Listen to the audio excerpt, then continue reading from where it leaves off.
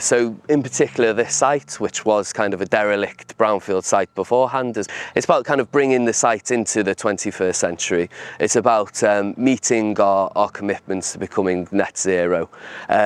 So obviously the technology here, it's very much in contrast with the fossil fueled power station that's down the road. It's about having renewable energy meeting our needs as a nation, really, and moving towards becoming a low carbon society. In general, it's quite an interesting contrast between the River Dee and the Dee estuary, and then coming into the industrial area. I believe the rail industry has had a big part to play in the local vicinity in the past, as can be seen with the history of this site. From the mid to late 19th century, it was actually a chemical works.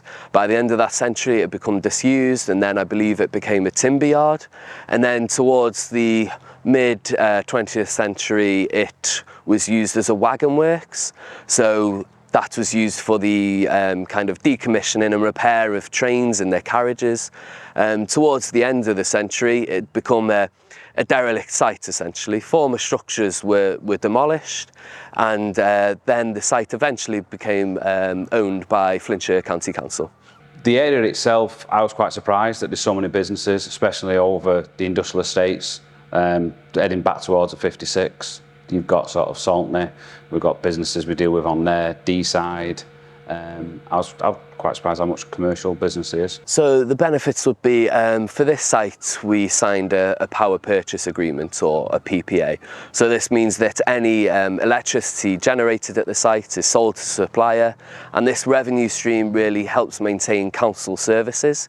So in general, large-scale renewables are becoming increasingly important in our shift away from fossil fuels.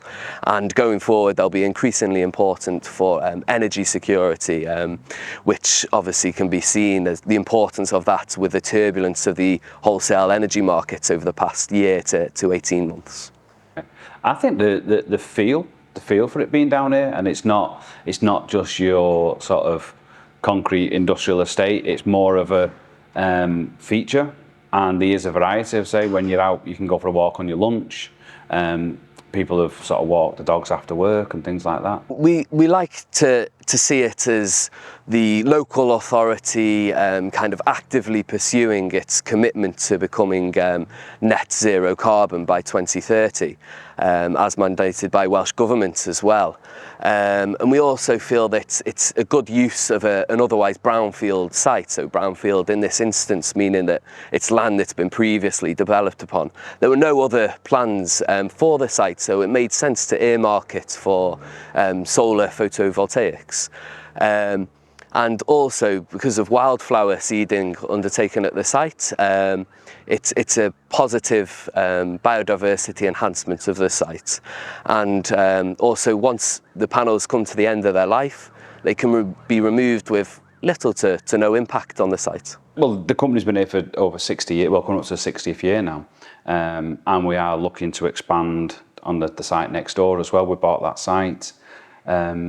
Again, we have visitors coming from all over the countries, all over the world as well. We've had sort of before Christmas a couple of companies from America over, and they like it. They like that we're right next to the estuary, the river. Again, we're pretty close to, you know, local amenities, to going to Chester and things like that. Tom in the office, he lives in Chester but cycles there every day.